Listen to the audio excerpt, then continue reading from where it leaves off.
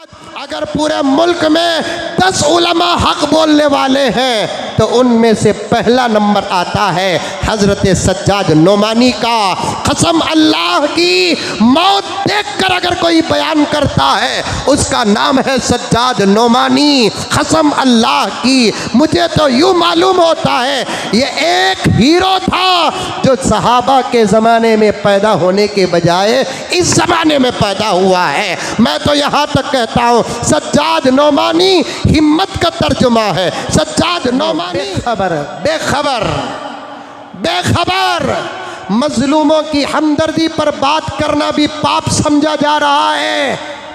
हर आए दिन रोज़ाना हज़ारों घर ज़मीन बोस हो रहे हैं हक की आवाज़ और साथ। अरे कुछ नहीं कर सकते तुम, मुझे मालूम है मैं भी कुछ नहीं कर सकता। क्या हम दुआ नहीं कर सकते? हज़रत मौलाना सज्जाद नोमानी दामत बरकातुहुम अपने घर का वाक़या बयान करते, दुआएं करो, रोज़ा रखो, फ़लस्तीन की हालत पर रोज़ा रख कर अल्लाह के दरबार में दुआ करो, दुरूद पढ़कर दुआ करो, सदक़ात करके दुआ करो, रातों में तहज्जुद पढ़कर दुआ करो, मजलिसें मुनक़िद करके दुआ करो। किसी से क्या डर है? कौन हमारा उखाड़ सकता है? हम अल्लाह से रिश्ता जोड़कर जिब्राइल की तरह शक्ल में मदद मांगते हैं। यहाँ राजनीति की क्या ज़रूरत है?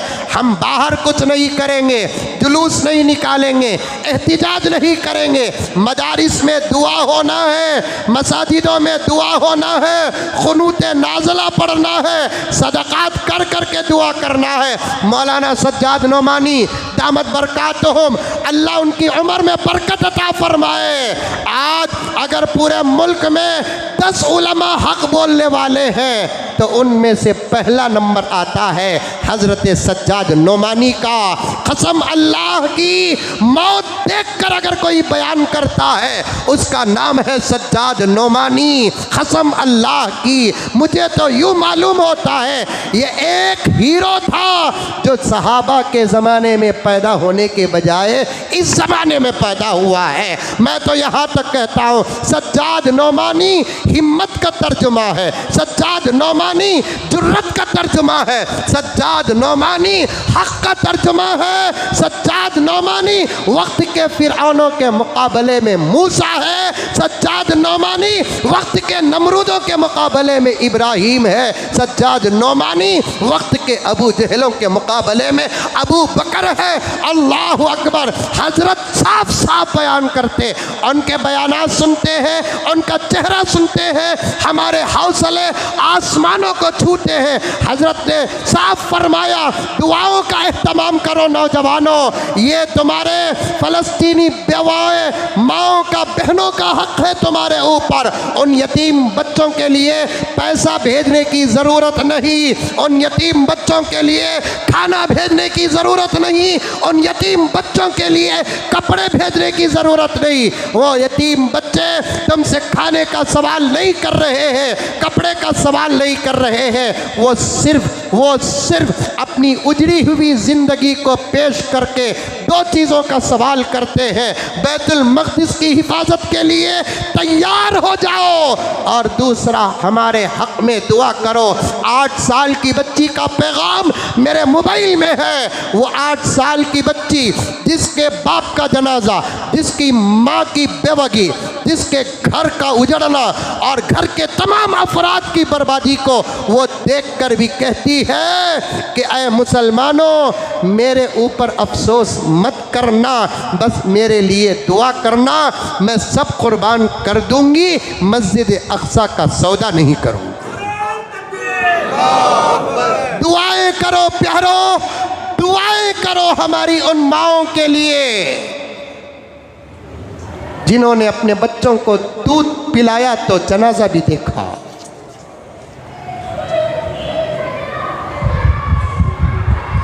जिन्होंने अपने मासूम बच्चों के उम्मीदों पर अपने बुढ़ापे को बाकी रखा। आज उनके घरों से उनके मासूम बच्चों के जनाजे उठ रहे हैं, वो पीछे कदम नहीं उठा रहे हैं। मैं कहता हूं कि फ़लस्तीन हम तुम्हारे साथ हैं। मस्जिद अक्सा हम तुम्हारे साथ हैं। हमारी पहुंच नहीं, वरना हमारे पहुंचने में देर न होती। हमारे पहुंचने में देर न होती। तुम्हारे हाथ में जो ताकत है वो ताकत इख्तियार करो, ताकत इख्तियार करो। हज़रत सज्जाद नौमानी दामत बरकातुम फरमाते हैं, हज़रत के वालिद हज़रत मंजूर नौमानी, हज़रत की उम्र 12-13 साल। हज़रत के घर में एक बूढ़ी मुसलमान औरत काम करने के लिए आती थी। वो हज़रत से बड़े अदब और पर्दे के साथ पूछती, बड़े मियाँ आज के अखबार में फ़लस्तीन का क्या हाल है? अरे काम करने वाली सादी सीधी औरतों को फ़लस्तीन की फ़िक्र थी। हम बैल भैंस की तरह बढ़ गए, हमें कोई फ़िक्र नहीं है, कोई फ़िक्र नहीं है। बूढ़ी औरत पूछती, हज़रत वाला आज के अखबार में बड़े मियाँ क्या हाल है फ़लस्तीन का?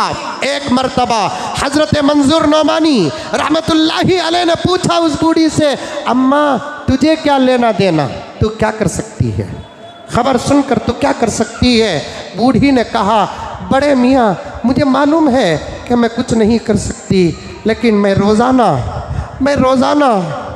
मेरे घर में रोटी पकाकर, एक रोटी पकाकर मैं, अरे बेहिस मुसलमानों 7 अक्टूबर से लेकर अब तक तुम इनफिरादी तौर पर हाथ उठाकर कब फ़लस्तीन को दुआ किया? कब दुआ किया तुम? मैं कहता हूँ अगर तुम्हारे दिलों में फ़लस्तीन की मोहब्बत नहीं है तो मक्के की भी मोहब्बत नहीं है, फ़लस्तीन की मोहब्बत नहीं है, मदीने की भी मोहब्बत नहीं है। फ़लस्तीन की मोहब्बत, मक्के की मोहब्बत, मक्के की मोहब्बत, मदीने की मोहब्बत, मदीने की मोहब्बत, फ़लस्तीन की मोहब्बत। क्या हो रहा है? मस्जिदों के जिम्मेदारों, तुम अब तक मस्जिदों में फ़लस्तीन की दुआ का एहतमाम क्यों नहीं किया? मदरसे वालों, तुम अपने मदरसों में फ़लस्तीन के लिए कुरान ख़वानी क्यों नहीं की? और घरों में तुमने तहज्जुद का एहतमाम क्यों नहीं किया? ये नहीं कहा जाता तुमसे फ़लस्तीन जाओ, नहीं, हमारी उनको ज़रूरत नहीं है। उनकी निगाहों में हमें भी नामर्द हैं, उनकी निगाहों में हम भी बुज़दिल हैं, उनके निगाहों में हम हाथों में वाच नहीं चूड़ियाँ पहनने वाले हैं। उनकी कुर्बानियाँ देने की हमारे पास ताकत नहीं है। उनकी शहादतें पेश करे, नमाज को आने के लिए 100 मरतबा जोरू को देखने वाला गुलाम जान कुर्बान करने के लिए क्या कर सकता है? बूढ़ी औरत कहती है, बड़े मियाँ मैं रोज़ाना एक रोटी पकाती हूँ, उसके चूरे करती हूँ, जाकर झाड़ों के पास, मैदानों में, चूंटियों के बिलों के पास वो रोटी के चूरे डालती हूँ, फिर वही खड़े होकर दुआ करती हूँ, ऐ अल्लाह ये कमज़ोर तेरी मखलूक की खिदमत का वास्ता फ़लस्तीन पर रहम फरमा।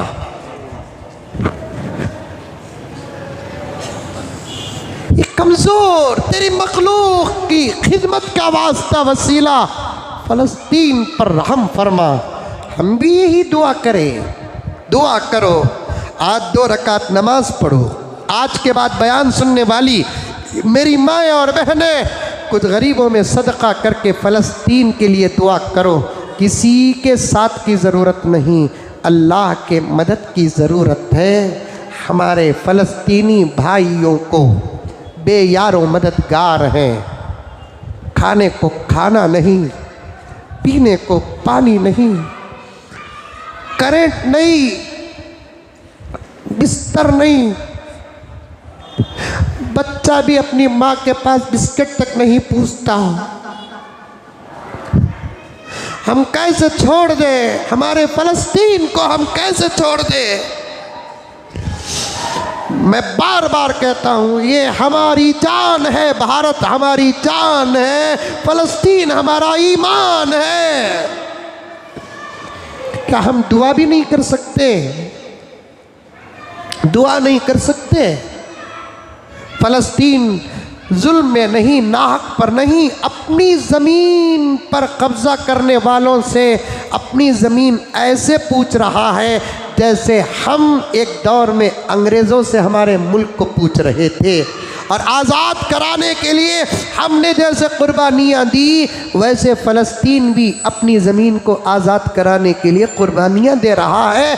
आज फ़लस्तीन को दहशतगर्द और इसराइल को पुरअमन कहने वाले कितने पाक व पवित्र होंगे, उनका धर्म उनको बता सकता है। दुआ करेंगे मेरे भाइयों, अल्लाह आज हम भी नमाज जुमा में क़ुनूत नाज़िला पढ़ेंगे इंशाअल्लाह ताला, दुआ करके जाएंगे।